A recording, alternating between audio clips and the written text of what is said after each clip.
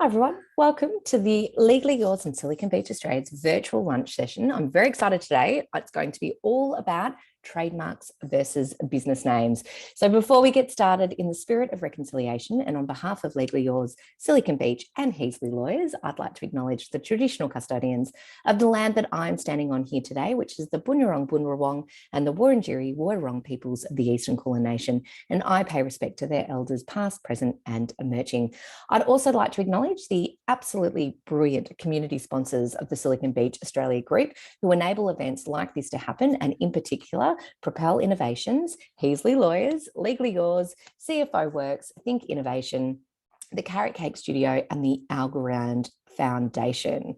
Okay, so just a little bit about those who may not know who I am and why I'm hosting these sessions. So I'm a non-practicing lawyer. I'm the CEO of Legally Yours. I'm a board member of the Australian Legal Tech Association, also known as ALTA, and I'm the committee chair of WALTA. I'm a legal tech editor for ID Spies, but most importantly, I'm a complete passionate ambassador of the progressive law movement and a really strong supporter of the Australian startup community, which is why I love doing these events. Just a little bit on Legally Yours. So we are Australia's leading legal marketplace that enables everyday Australians to access quality experienced lawyers without the bill shock. We take the confusion and difficulty in trying to find the right lawyer by matching you with vetted, experienced lawyers, just like David, who only offer upfront fixed pricing on their legal services. So before you Google search, I need a lawyer, I need legal services, head to legallyyours.com.au and let us match you with the right lawyer at the right price, guaranteed. All right, enough about all of that. Let's get on to today's session. So David from Heasley Lawyers will be discussing the essential information all startup founders and business owners need to know about trademarks, including what is a trademark, how does it differ from a business name, what is the process of trademark registration, how do you protect your trademark, and how to avoid trademark infringement too. So key takeaways we can expect to learn will be always checking your business name, branding name does not infringe. We'll understand what a successful business name registration does give you and does not give you too, which I think is really important. So a little bit about our presenter today. David is a commercial lawyer who draws on many years of experience working for large suppliers and business advisory companies in commercial and legal roles. Much of David's expertise involves IP law, such as trademarks, copyright, and advising companies on IP they may hold or wish to commercialise. David is also experienced in general business issues such as leases and commercial disputes too. David, you've been sitting there very patiently. Thank you so much for joining us today, and I'm going to hand over to you to get the session going. No problem, Karen, and welcome to the people who've come in. I noticed a couple of people have dropped out. I'm wondering if we have a tech issue. I will investigate. Yeah, they came in and then dropped out. But all anyway, good. I'll investigate. You get started. No problem. All right, as Karen has so nicely summed up, today's session is trademarks and business names, or trademarks v business names. And the reason this is critical, and once again, Karen's covered the point, is that you may own one, but you may not own the other, or by trading under a certain name, you may be infringing on a trademark. So without further ado, I'll start on the slide pack. By the way, anybody who's got queries, whack them in the chat and I'm happy to answer them as we go along or as needed. So, 3 common types of business names, and I haven't counted them all. I've just given the common ones. There's anybody who's practiced in the area would know that there's incorporated associations, sole traders, a whole heap of different business entities, but the 3 common types of business names is a business name, which means you don't necessarily have an entity behind it. It's just a trading name. A trading name or a company name. And they can be 3 different things, because a company can own a business name. So it can be Joe Blogg's Proprietary Limited Trading as business name, or it can have a trading name. It's kind of interrelated. But I've noticed that that dot point's wrong. It should say ACN, not ABN. And the reason that should say that is that a business name and a trading name get an Australian business name. A company name is registered with ASIC and gets an ACN. So it's 2 places that you should always look. As I've said, the Australian Securities Investment Commission issues ACNs to the companies registered in Australia. It just gives them a unique identifying number, company number, and it helps monitoring of the companies to a large extent by ASIC, the tax department, and so forth. The Australian Taxation Office, however, is the authority that allots ABNs. So a company will have both an ACN and ABN, a trading name, or a sole proprietor will only have an ABN. They won't be registered with ASIC, which is why it's always important to look in both those areas. The Australian business number, as I said, issued to all entities. The ABN 11 digits required for companies with a turnover of $75,000 and so forth. I won't go in depth into this. It's more just background, which will become apparent hopefully soon. To the people who've just come in, apologies you've missed the first couple of slides. I'll just wait until someone has just come in. Right. For the people who've just come in, I've just covered the three common types of business names. Company name, business name, the fact that a company name has an ACN, a business name has an ABN. Background to this is more just for people to know where to look for these entities and business names. Now, you registered the business name, that's all you need. I hear it often. No. Registration doesn't stop anybody using the name, even if they don't register it with ASIC or the tax office. It does not stop in itself someone from registering that name or a similar name as a trademark. And more to that to follow. What is a trademark? Once again, this is background. Trademark is, and someone's asked a couple of questions. Oh, okay, yep. It's all right. A trademark is a sign used or intended to be used to distinguish goods or services dealt with or provided, this is key, in the course of trade, you must be trading, by a person from goods or services. Section 17 of the Trademarks Act, I won't bore you to death with it. Sign, the Trademarks Act was changed, it's been changed a couple of times in the last few years. The 1995 version expanded the definition of a trademark by including aspects of packaging, shape, colour, sound, or scent.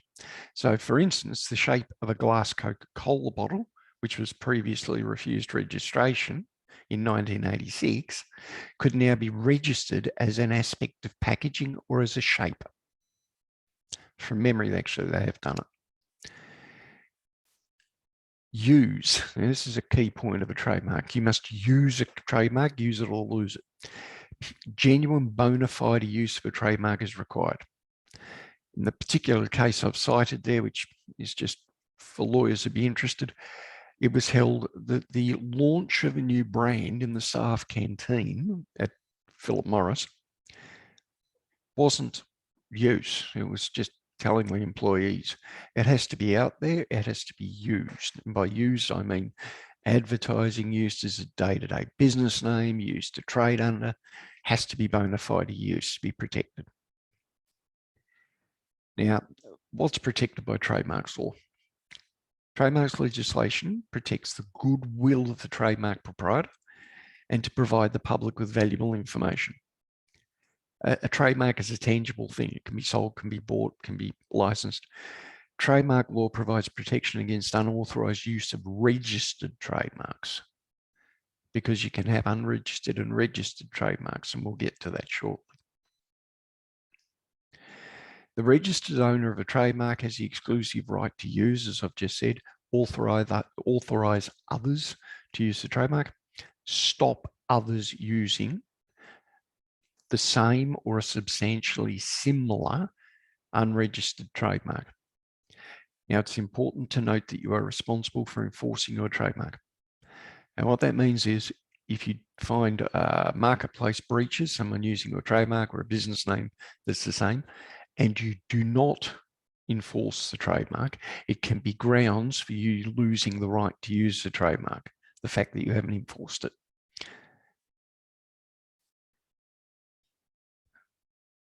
So, case law, I like this example. I've used this previously. McDonald's Hungry Jacks. McDonald's, and this case is ongoing. McDonald's claims the Big Jack trademark, which if anybody watches TV, they've stopped using. is substantially identical or deceptively similar to its own Big Mac trademark, and therefore is liable to be cancelled on a number of grounds. Case has been ongoing for 2+ years. The fun fact, McDonald's has had numerous worldwide actions for trademark infringement, and they have not won them all. In fact, they've lost quite a few. So, registering a trademark. When someone applies to register a trademark, there's a 2-month period where another party can oppose registration. If you become aware that someone has applied to register the mark, you can lodge an opposition to the mark at that point in time. But you will need to outline certain things to be successful. First one is that you are using the name first and have continued to use it up to the point where you lodge the objection. If you can show evidence of your use, you'll have a strong chance of stopping the trademark from being registered because you can claim prior usage. However, if you don't oppose the mark, the other party can then register it. That said, if you have used the trademark before the registered holder, they will not be able to stop you using that mark, and you'll have a defence available to you for an infringement claim. And the reason behind that is that they should have checked. So requirements for registration. Requirements for registration, rejection. Now, this is rejection by IP Australia. They have the right to reject trademarks off their own bat. So as part of the examination process. The common ones are Section 39, prohibited by regulations. That could mean that it's a name that the federal government already has, or it's a name of a country, prohibited. Can't be represented geographically, which means that you can't represent geographic regions like Europe or whatever. Is not capable of distinguishing the goods. The trademark must be capable of someone looking at the trademark and saying, that's a Cadbury chocolate bar, by just looking at the trademark. So distinguishing their goods and identifying their goods. Scandalous or contrary to law, that goes without saying. If it's a swear word, if it's a rude phrase. Having said that, there's a well-known brand of clothing, which is FCUK, I think, which had a big fight with the trademark registration bodies and won.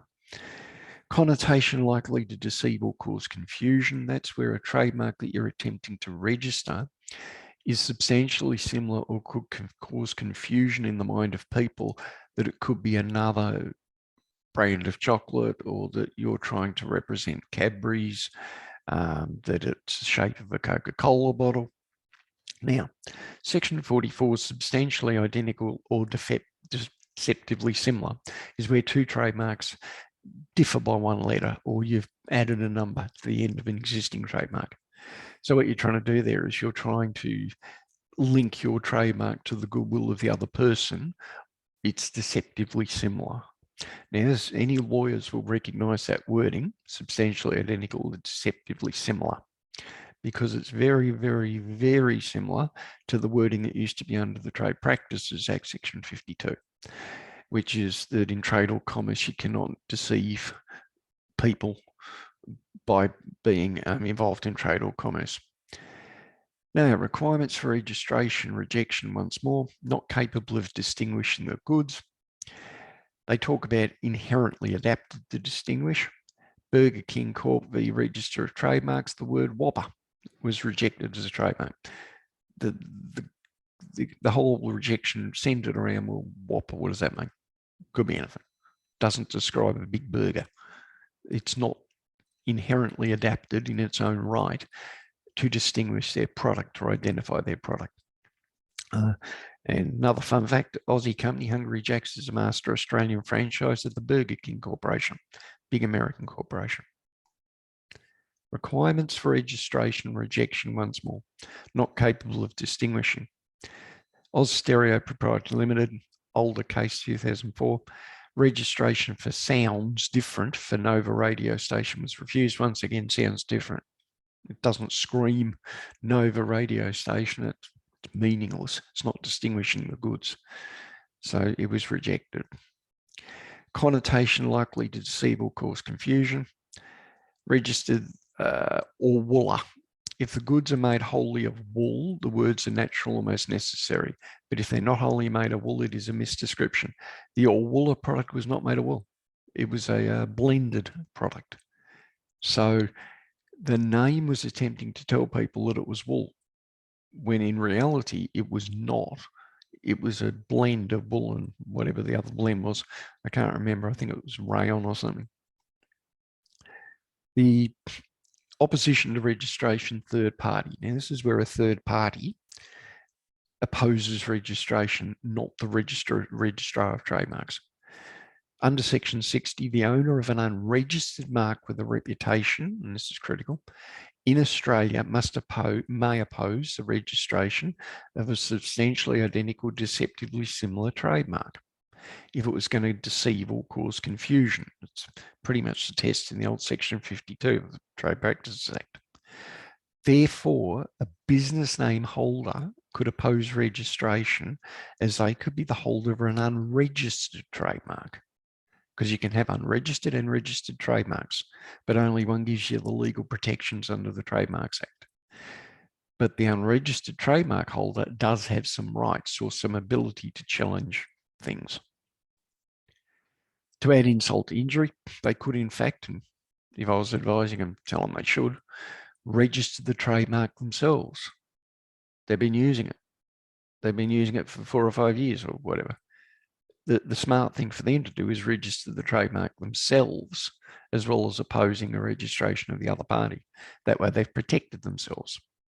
Now, if there is an application and an objection lodged, it is up to the applicant to prove that they've used it, how long they've used it for, and where.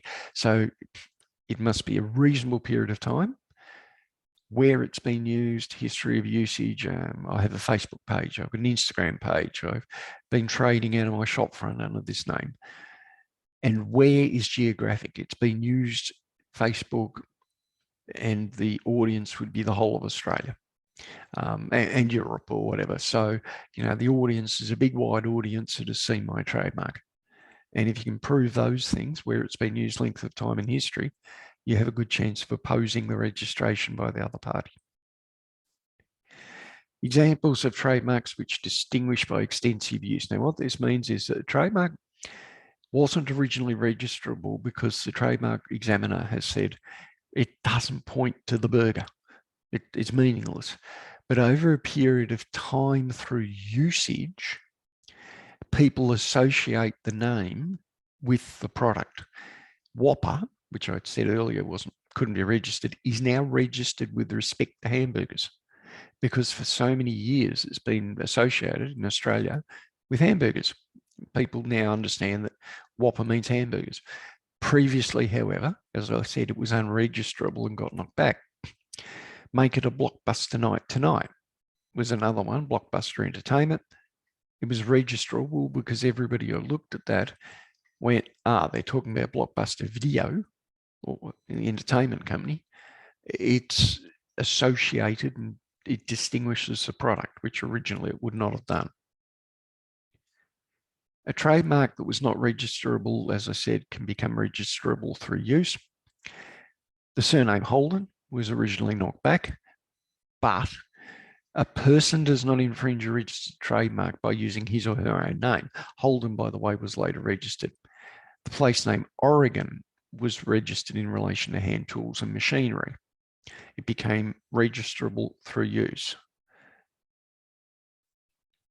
Infringement once registered, this is where we get the business names. It is an infringement if a person uses a trademark that is substantially identical with or deceptively similar to a registered trademark. Now, trademarks can only be registered in classes. So you've got classes such as education, and you've got separation between goods and services. But a class could be educational materials or materials for teaching people or educational seminars put on the internet, which would be a class registration. If somebody was using a name registered for that class of materials, but somebody else came along with an identical name, but was using it for selling tennis rackets, it probably could be registerable under the other class, because a trademark only protects goods or services of the same description as the goods used as goods or services. All goods or services that are closely related. So you can't have one person having a trademark, as I said, for, teaching seminars on the internet, and the other person having a trademark substantially the same or identical, who is offering education to teachers or offering school books to teachers. They'd be in the same class, educational materials or services, and they'd be too close. They'd be substantially identical, and they'd be in the same class or similar classes. That would be too close. It must be used as a trademark, as I said earlier. Use it or lose it. If you're not using it, if you just registered but you're not using it, it's grounds for being taken down or cancelled, or somebody else getting it. Use of a business name could infringe Section 12 if the business name was used to sell goods or services of the same description as the trademark owner's goods or services, or goods or services that are closely related to the trademark owner's goods or services. That would be an infringement by the business owner using a business name because there's a trademark registered that is substantially similar, and use the registered trademark is used to sell goods or services identical or substantially similar or closely related. Now, I realize I'm racing through this a little bit, and so we're probably going to finish a little bit ahead of time. Does anybody have a question or questions? I haven't seen any come through, David. No, Keep no. going, and if we finish a bit early, that's all good. Yeah, it looks like some people have dropped off too. Yeah, I've double checked with David, so I'll keep looking at the email list. Yeah. Yep. You're doing great. Keep going. So, infringement, use on unrelated goods services. It is an infringement to use a sign, substantially identical, deceptively similar, registered trademark for unrelated goods or services if you indicate there is a connection between those services and the registered trademark services. So it's a bit of a subtle difference here. If the goods or services are different, as I said a minute ago, and you don't intimate there is a correlation or connection between the unrelated goods or services and the owner of the trademark, then you're probably infringing. If you don't connect the two, you're probably fine. Once again, this was a Section 52 of the Trade Practices Act action in those days, 1979, but they've amended the Trademarks Act, as I said, 1995. They've done a couple of amendments. This is now brought within the Trademarks Act, an action in itself. You don't need to go to the federal courts and do a Section 52 Trade Practices Act, which doesn't exist anymore. The Trade Practices is now the Australian Consumer Law, and it's now Section 53 of the ACL. But it would cost you, I don't know, pick a figure, 40, 60, 80 grand to take a Section 52 action to the courts.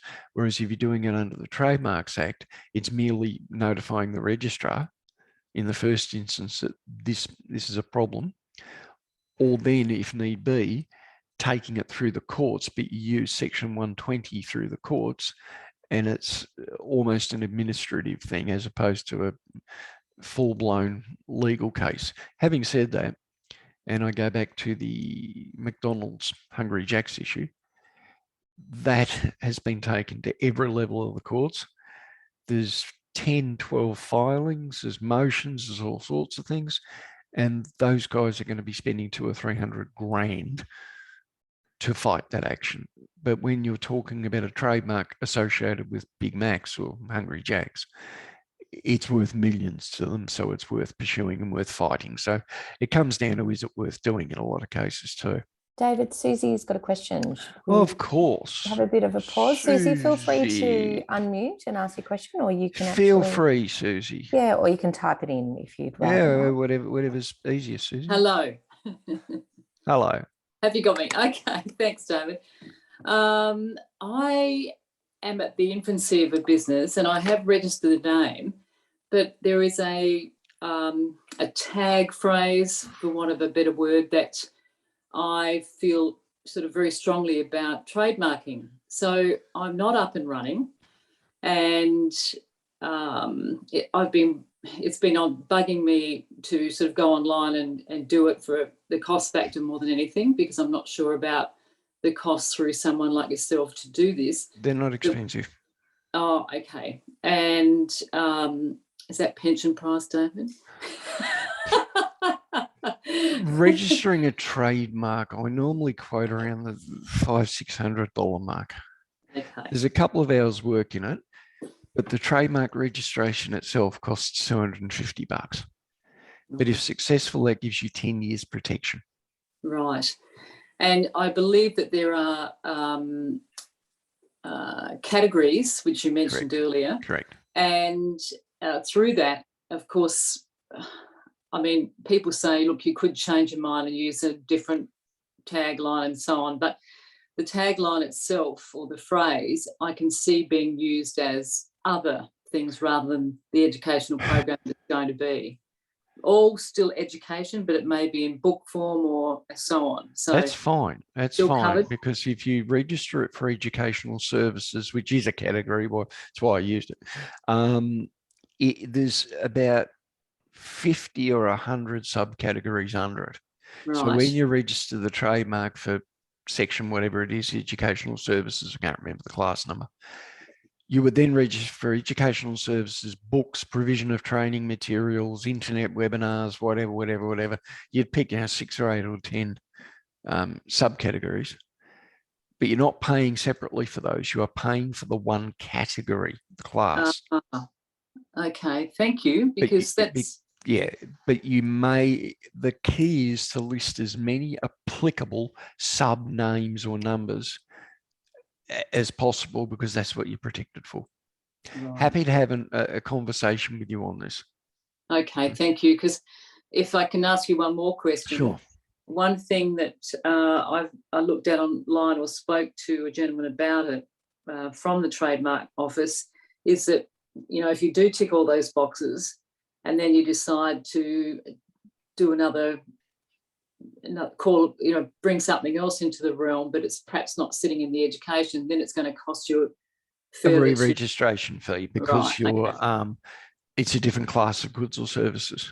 So right, if you're going out selling hamburgers under the same tagline, it would be provision of food services or whatever the appropriate category is, and it would be another registration fee. But I go back to, they're only $250.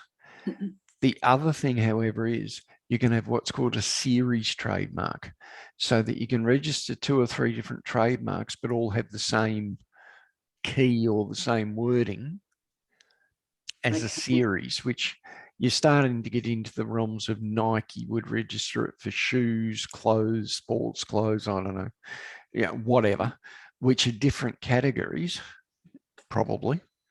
Yes. But it would be what we call a series trademark. So the name Nike would be registered under this category, this category, this category, but it could be Nike shoes, Nike apparel, Nike footwear.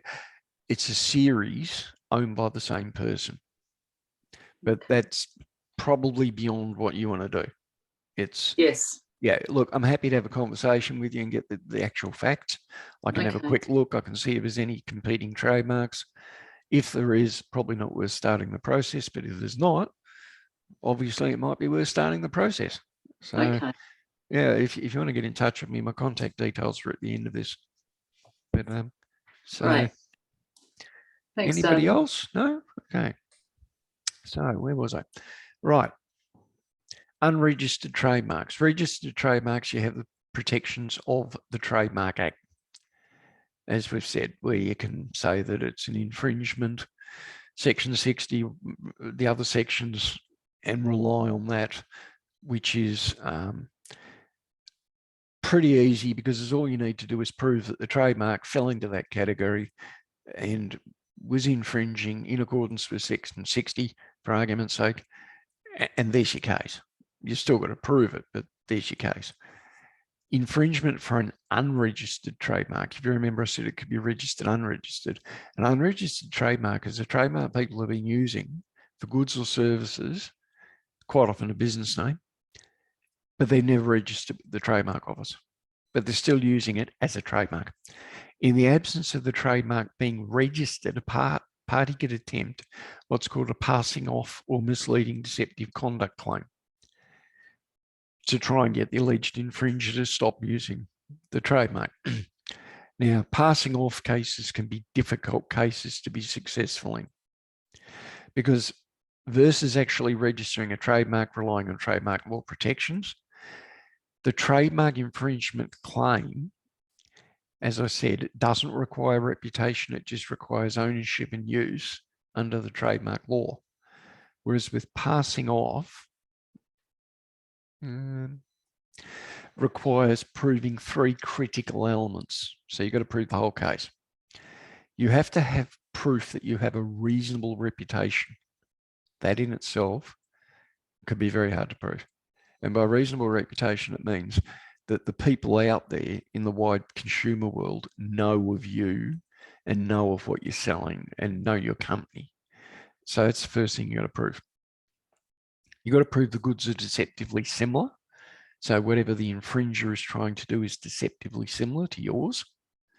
Once again, that can be black and white, but in some cases where the two goods are totally different, but there's an overlap, it can get very technical and very expensive to prove.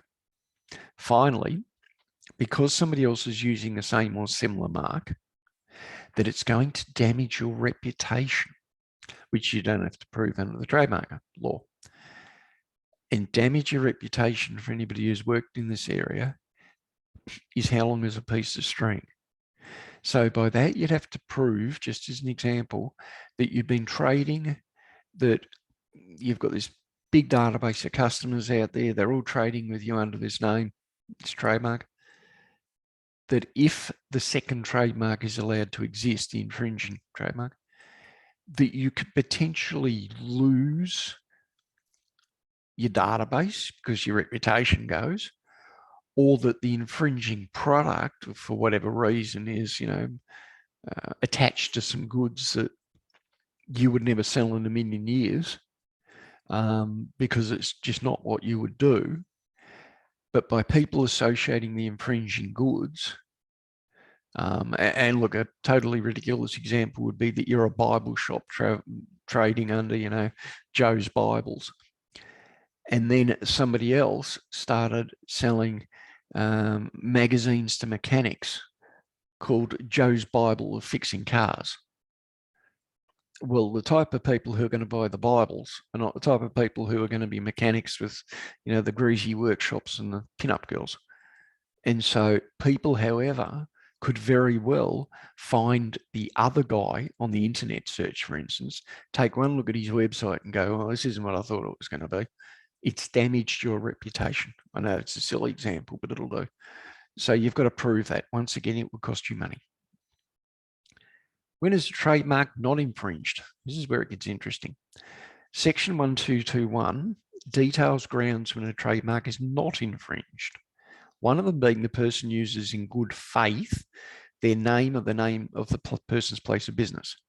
Now, that's why milk bars, you'll find a million Joe's milk bars out there. It's a person's name. You can't stop the person using their name in conjunction with trade or commerce. Or Joe's Sydney Milk Bar, same story. It's their name and place of business. They're located in Sydney. So you can't stop a person doing that. The person that uses the second ground is the person is using the trademark for the purposes of comparative advertising. Now, by that I mean, if Hungry Jacks say, well, here we have the Big Jack, it's much, much better, has much better ingredients than their burger, is cheaper, made of better materials, and, their burger's rubbish and will make you fat. That's comparative advertising. You have to be careful with comparative advertising that what you're saying is true. You're not defaming anybody. You're not using false examples. You're not lying, because once again, that's a Section 52 misleading deceptive conduct type argument or action that you'd bring against the first guy, because you'd say he's harming my reputation, his behavior is deceptive, misleading. So comparative advertising you have to be very careful with, but it is not an infringement of the Trademark Act. And it's also, if the business is clever, a good way of getting your trademark out there linked to their trademark, because you're doing comparative advertising, which is just one way of doing things. Remedies, infringement, section 1261 of the Trademark Act. The court can order, if they find infringement, an injunction. An injunction is just a legal term. It's a court ordering a person to stop, cease and desist. Stop doing what you're doing now. And it restrains that person from carrying on that action, which of course means that they're no longer harming your product or no longer infringing your trademark. Once again, to get an injunction though, you've got to prove a whole heap of things. The damages, so you can move an action for damages or start an action for damages. And the damages in the Big Mac and Big Jack case will be, if successful, if McDonald's was successful, 2 years worth of the sales of those burgers that they've lost. So they would calculate that the Big Jack has sold 1 million burgers in Australia at $2 each or $3 each or whatever they're worth. But McDonald's should have got that money. So there's 2 million burgers, $3 each, $6 million damages. Thank you very much. Problem with damages is always what we call quantifying the damages, proving how much you actually have lost. And that's where it becomes a bit of science and a bit of black art, because McDonald's would say, oh, we've lost, 20 million burgers. We want $60 million worth of damages. Hungry Jack's counsel would come back with, yeah, but we've calculated how many people in Australia actually buy your burgers per week, roughly. And we've calculated that it's only $10 million worth of damages. And that's where they earn their money. Or an accounting of profits. Now, an accounting of profits isn't what I've lost. It's not the fact that because of you, I've lost $20 million worth of sales. Accounting of profits is where you go to Hungry Jack's and you say, well, how much have you actually brought through the till? Not what we calculate we've lost. How much have you made? I want all your profit. I want the profit from the sale of those burgers. Now, an accounting of profits can be easier than a damages claim. Damages, you have to prove what could have been. An accounting of profits, you can prove what they actually got. And even though it might be a much lesser amount of money than you believe you've lost, it's provable. It's till receipts. It's, their P&L, profit and loss statement. You can actually prove the dollar amount much, much easier. So an accounting of profits is often the better way to go. You'd obviously try all three. You'd get the injunction, you'd try for damages and or an accounting of profits. Anyway, now, application from a relief from unjustified threats is a really interesting one. If somebody approaches you and says, stop using that trademark today or I'll take you to court. And you go, well, mate, I've never heard of you before. And I wasn't aware you were trading. And I can't see you have a presence out there in the market. And who the hell are you? And he says, I'm still going to take you to court and get an injunction and damages, whatever. If the threat is unjustified, not backed up by fact, so it's not backed up by the fact that the class of goods or services is the same, or that he's been trading and has a reputation, or that, he's actually got a presence in the market. He's just trying the heavy on you to stop you using that trademark name without justification. You can actually get an injunction from the courts to stop the person continuing to make that threat to you. It would also arguably stop them taking court action. That's a bit of a grey area because you can't restrain people from going to court. But it would be an injunction restraining the person from continuing to make that threat. And where that would become important is if they publicly made the threat or put word out there on Facebook or the internet or Instagram. It would stop them from doing that and attempting to shut you down. Well, that's one use of that sort of action. So it's important to know it's there, not used all that often that I know about. And that's the end of the presentation. As I said, it was not a long one. We haven't had a lot of questions. So there's Very good. Thank the you. basics. Thank you very much, David. There's lots in there. And There's a lot in there.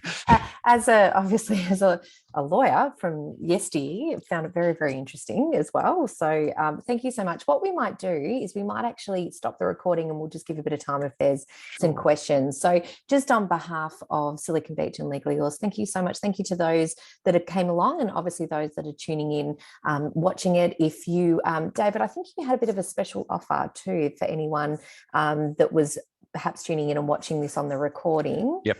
If people want to just talk about a potential trademark or just get some advice on whether it's worth pursuing, I'm happy to have a 15, 20-minute call with you just to toss the ideas around, because sometimes you can make the decision at that point that it's not worth pursuing further or it is worth pursuing further. So I'm happy to have a conversation with people 15 minutes or so, free of charge. Incredible. And you know what? It's so important to get it done, because ultimately the cost of not getting it done and then having someone, it can destroy businesses. And unfortunately, we've seen that on the legal side of things where, you know, people have started up and didn't realize that they're infringing perhaps someone else's trademark and they've had to shut down, which is incredibly frustrating and sad. Or and also, as a client I advised a few years back, that position, she had to rebrand, new website, new business name, new this, new that, get a market presence. Yeah. Costly. Oh yeah. Lots of money. Absolutely. Well, thank you so much. And there you go. There's all the details there on how you can reach out and connect. And obviously, if you're looking for perhaps another lawyer for your personal legal matters, maybe family law or estate planning or wills or conveyancing, or a litigation lawyer, you can find them on the Legally Yours marketplace too at legallyyours.com.au. And thank you so much for tuning in.